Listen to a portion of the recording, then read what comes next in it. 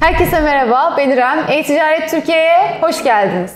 Bugün aramızda tanıdığınız bir konuğum var. Ekrem Tiryaki bizimle. Merhaba. Bugün daha önce Instagram hesabımızda duyurusunu yaptığımız KOBİ'lerin Instagram hesaplarını incelediğimiz videoyu çekiyoruz. İlk KOBİ'miz Eda Erkurt Butik. Evet, Ekrem Bey. İlk bakışta şimdi ben bir biyografisini değerlendirmek istiyorum. Tamam. Bir de ismini. Eda Erkurt Butik ismi bence gayet sade ve yalın. Noktalama işareti herhangi bir şey yok. Akılda kalıcı. Güzel tercih. İletişim bilgilerini yazmış. Kargo bilgilerini yazmış biyografisine. Ödeme yöntemini yazmış ve web sitesini koymuş.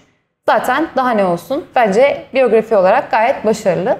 Onun haricinde devamını size bırakıyorum. Görsel tasarım olarak logo biraz okunurlukta sıkıntılı. Yani belirleyici bir logosu yok. Zannedersem logoyu logotype olarak yerleştirmişler.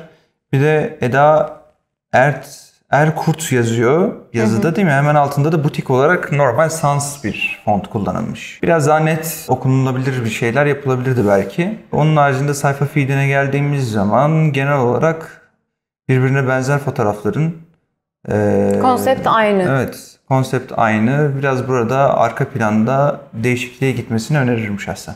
Evet. Yani belki hani giyim ürünleri satıyorsunuz. Kadın giyim ürünleri. Ürünlerin rengine, modeline, desenine bağlı belki bir arka plan değişikliği yapabilirsiniz. Çeşitlilik her zaman müşteriler için de çok daha ilgi çekici olacaktır diye düşünüyorum. Evet. Öne çıkanların kullanımı oldukça aktif. Story kullanımı da aktif belli ki. Bu açıdan iyi. Sürekli hareket halinde ve müşterilerle sürekli bir iletişim halindesiniz. Hemen Reels'lara bakıyorum. Reels ve IGTV kullanımı da var. Bu güzel bir şey. Reels'lardan Yani Reels'leri biraz daha çoğaltmak lazım bence.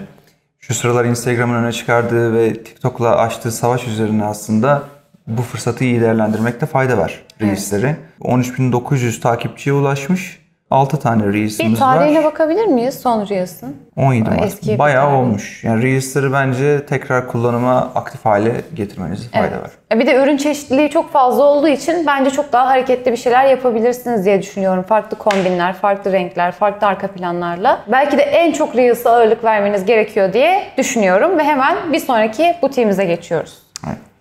Bir sonraki butiğimize geçmiyoruz. Ve hemen bir sonraki KOBİ'mize geçiyoruz. İnşallah bu KOBİ'leri de dekoporn olarak görürüz bir gün. Onları da anlatmaktan keyif duyuyoruz. Evet. The Black Sea Truffle Company. Bir sonraki KOBİ'miz. Truffles, bayağı uzun bir isim görüyoruz burada. Evet, bayağı uzun bir isim gerçekten. Ve böyle mesela ilk bakışta işte logosunda farklı bir font var. Tasarımsal olarak hani daha iyi bilirsiniz ama burada farklı bir font var. Burada yine şurada şöyle göstereyim. Şu kısımda daha farklı böyle bold bir şey var. Altta daha farklı bir yazı stili var. Bir tık bana böyle bir karışık geldi açıkçası ilk bakışta. Ufaktan bir Instagram'da ne farklı yapılabilir denenmiş sanki sayfa üzerinde. Evet. Kötü bir şey yok ama sadece bazen insanların alışagelmiş alışkanlıkları onlara aslında biraz güven aşılayabiliyor. O yüzden bazen farklı şeyler var olan güvenlik, daha doğrusu güven duygusunu zedeleyebiliyor. Evet. Ondan biraz kaçınmak lazım. Daha böyle aslında son zamanlarda özellikle müşteri kitlesi daha minimal şeylerden de hoşlanıyor. O yüzden onu da biraz kullanmakta fayda var. Biyografide bir önceki KOBİ'mizde baktığımız gibi iletişim bilgisi, kargo bilgisi veya ödeme bilgisiyle ilgili ben bir şey göremiyorum. Web sitesini görebiliyorum sadece. Yani bir başlangıç aşamasında bir KOBİ için bence iletişim bilgilerini, kargo ve ödeme bilgilerini koymak çok daha karlı olacaktır. Çünkü yani sizin potansiyel müşteriniz yapma isteğiniz var. O da girdiğinde direkt net bir şekilde bütün bilgileri görebilirse sayfanızda daha fazla vakit geçirecektir ve sizden alışveriş yapma ihtimali daha fazla olacaktır.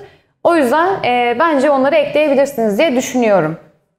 Onun haricinde genel feed'e baktığımızda öne çıkanları sık kullanıyor belli ki. Evet, öne Güzel çıkanlara bir kapak fotoğrafı belki yapılabilir. Tek bir şey olabilmesi için değil mi? Yani biraz daha orada kendi kendine renkli bir camia kurulabilir yani tasarımsal açıdan. Evet. Peki feed'e baktığımızda ilk bakışta ne düşünüyorsun? Feed güzel, fena değil bence. Kaliteli fotoğraflar, uğraşılmış Yani üzerinde bir konsept var, bir kompozisyon, bir sunum var işin genel feed'de şu anda gördüğüm kadarıyla.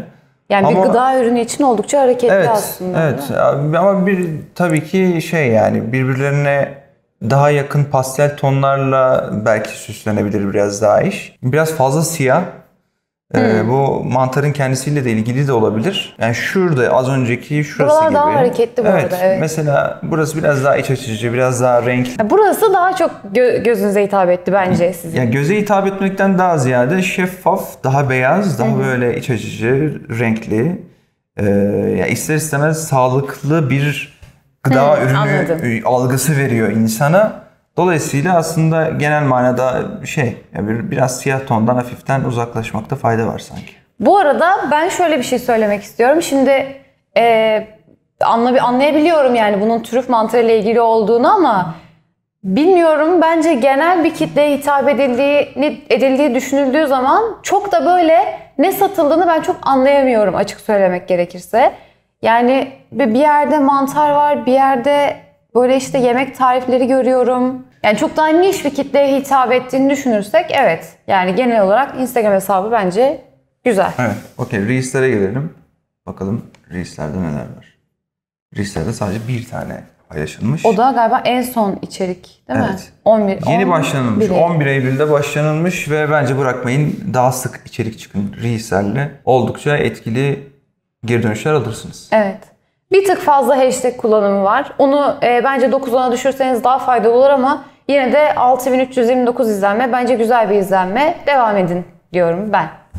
Evet. Okay. Bir sonraki kolumuza geçiyorum hemen. Ne oldu Ekrem Bey? Hair İstanbul. Hair İstanbul. Evet. Üçüncü kolumuz Hair İstanbul. Bir kadın girişimcinin girişimi.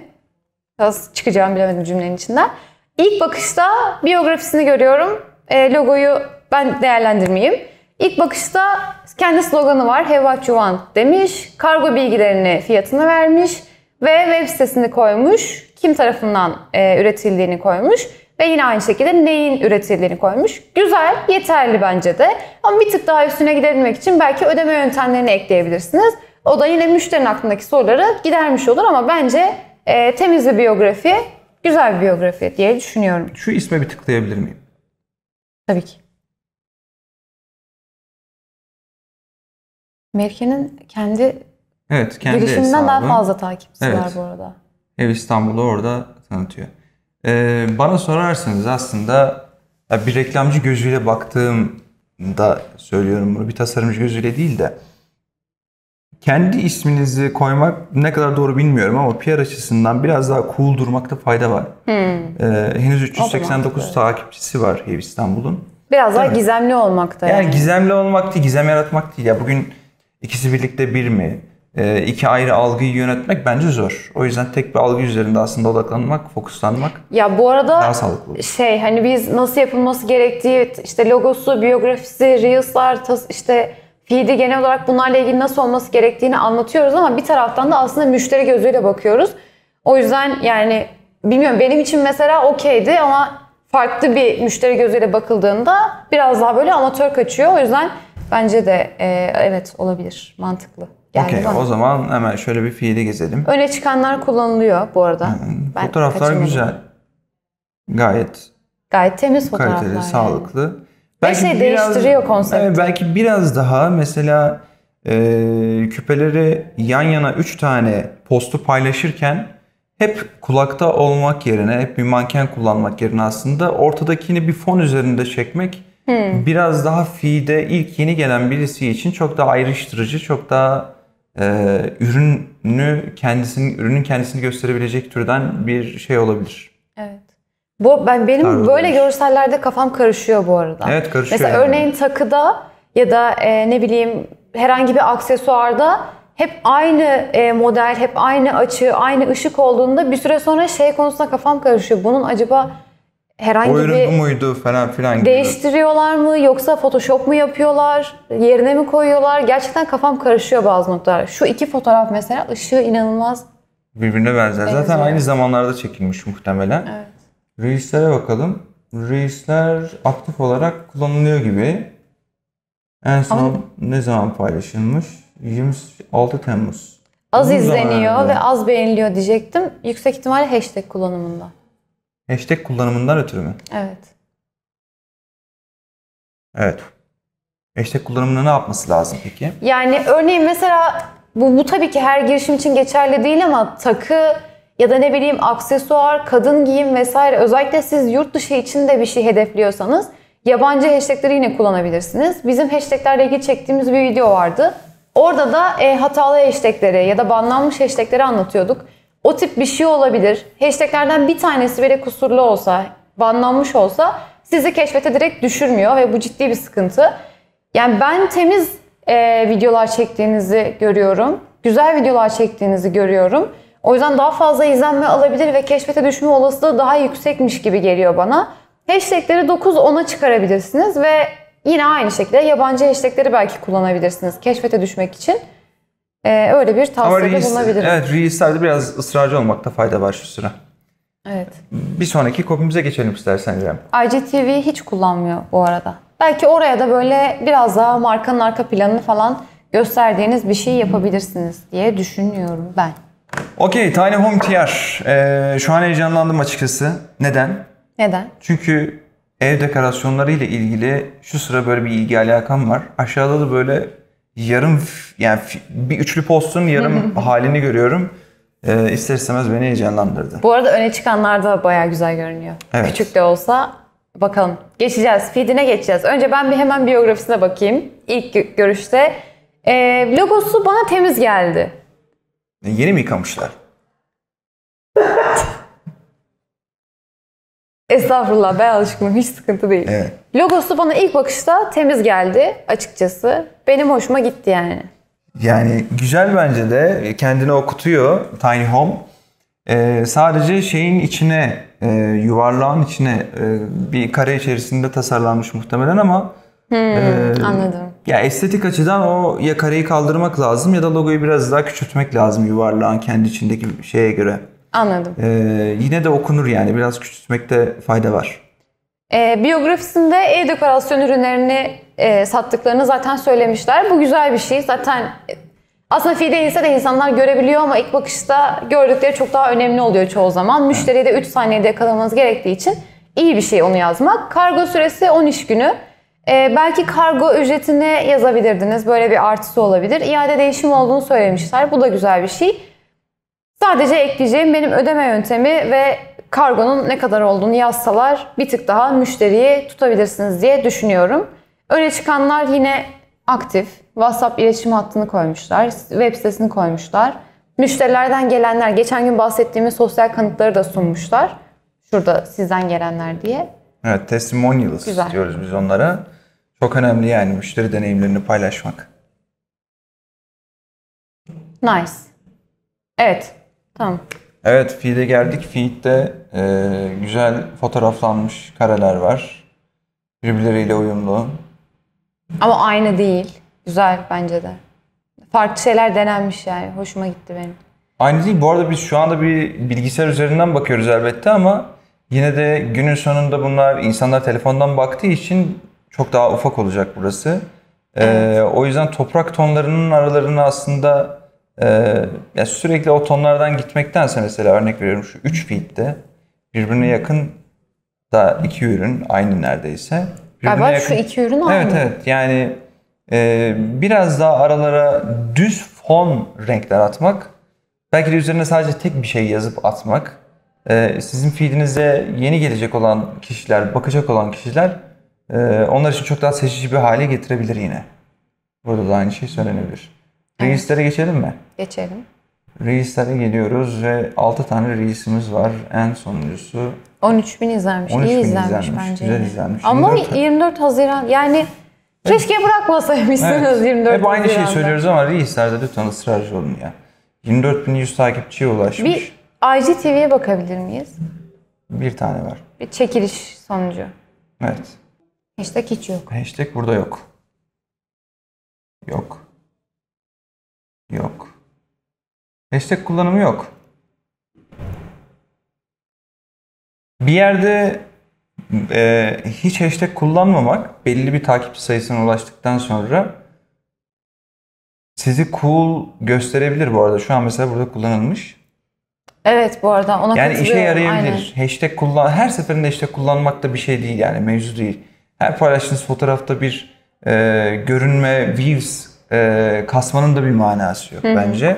Yapılabilecek belli başlı ücretsiz kullanabileceğiniz pazarlama yöntemlerinden en iyisi neredeyse hashtagler. O yüzden sayfanızı büyütmek istiyorsanız ya da potansiyel müşterilerinize ulaşmak istiyorsanız bence de şu aşamada hashtagleri kullanmakta fayda var. Yine de bir kitleye ulaştığınızda daha sonra daha cool görünmek için kullanmayabilirsiniz. Bu sizin tercihiniz ama yolun başındakiler için ben açıkçası tavsiye ediyorum. Okey. Sonuncu hobimizdeyiz. Mum. Books. Mum mu? Mum satıyor. Ha, mum satıyor. Evet. Books Candle Design. Değil mi? Yanlış okumadım Evet. değil mi? Box da olabilir. Doğal aromaterapi yağlar satıyormuş. Doğal soya wax, %100 pamuk fitil, ödeme şekli EFT ve havale. Detaylı bilgi için sipariş için DM. Ben bir müşteri gözüyle ilk baktığımda açıkçası kargoyu görmek isterdim. Kargo ne kadar? Onu görmek isterdim yani. İrem bir kargoya taktı değil mi böyle? Bir kargoyu görmek isterdim. Yani bana bir kargolayın ürünü bir göreyim falan filan gibi sanki. Hediye onun istiyormuşum mesajını yani. vermeye çalışıyor, bilemedim ama. Hayırsız. Yok ama yani ilk bakışta müşteri olarak ben ya çünkü kargo o kadar önemli ki artık insanlar için. Çünkü kargo pahalı bir şey de bir taraftan. O yüzden kargo fiyatını kaç günde ulaşacağını merak ediyorum. O yüzden ben görmek isterdim şahsen. Bence de eklemenizde fayda var diye düşünüyorum. Biraz daha okunur bir font seçilmesi lazım. Yani logo ile alakalı belki sıfır baştan, revize yerine sıfır baştan daha düzgün Bir şey bir seçilebilir. fontla, evet daha şık bir fontla, daha okunur bir Daha fontla minimal bir şey mi bir olması? şeyler yapılabilir. Yani. Mesela arkada bir zemin var. Ufaktan bir mavi bir Evet, zemin. bir mavimsi bir zemin var. Ama tamamını kaplamıyor. Elmas var. Elmas neyi ifade ediyor? Yani logoyu bir baştan bir çizmek lazım açıkçası. Öne çıkanlar çok aktif değil anladığım kadarıyla. Öne çıkanlar Yani aktif müşterilerin gönderdikleri var. Okey, sosyal kanıt olarak güzel bir şey. İndirim duyuruları var. Ama bir tık daha belki aktif kullanabilirsiniz. Yine kategorilere ayırabilirsiniz. İşte ne bileyim renklerine göre, desenlerine göre, dizaynlarına göre ayırabilirsiniz. Müşterilerin de ulaşması daha kolay olur diye düşünüyorum. Fiile geldiğimizde. Burada ne güzel. Örgü top çok hoşmuş. Ürünler güzel bu arada. Ürünler kendini gösteriyor feed'de direkt. Evet ama aynı. Şu iki görsel aynı. Değil Evet. mi? Zannedersem aynı. Aynı. Neden Benzer aynısı? şeyler paylaşılmış. Bence tabii ki aynı görselleri paylaşmayın. Özellikle kapakta. Ya mesela aynı görselleri geçtim onu paylaşmayın ama şu alta inebilir miyiz bir? Bu mesela iki ürün farklı ama çok yakın birbirine. Evet, Bunları da tekrar arka arkaya paylaşmamak da daha iyi olacaktır diye Yani düşünüyorum. mesela şu görsel arada olsa Evet. tak tak. Kesinlikle. Burada da öyle. Yine ortaya renkli bir şeyler. Zaten hani başlarda biraz öyle başlamış ama sonrasında düzeltmiş yani. Renk bakımından birbirlerini daha iyi destekleyen bir feed gerçekleşmiş. Okey. Reels'lara bakalım. IGTV yok. IGTV belki Reels kullanımı güzel. En son ne zaman paylaşılmış? 22 Ağustos. Ağustos. Eylül. Ya Reels'lara evet siz de lütfen ısrarcı olun. Aslında izlenmeleri güzel. Yine burada da bir tık fazla hashtag kullanımı var. Bu hashtagleri belki kontrol etmenizde fayda olabilir. Ya da çok fazla insanın kullandığı hashtagler yerine daha belli bir kitlenin kullandığı hashtagleri de tercih edebilirsiniz. İşinize yarayabilir diye düşünüyorum ve Reels'ların kullanımını da arttırabilirsiniz diye düşünüyorum. Yine IGTV için belki ne bileyim hazırlanma aşaması, bu ürünlerin yapılış aşaması, kargolama vesaire gibi şeyler kullanabilirsiniz. Çünkü video Instagram'ın en sevdiği şey. Her ne şekilde yaparsanız yapın hoşuna gidecektir ama en önemlisi Reels'lar.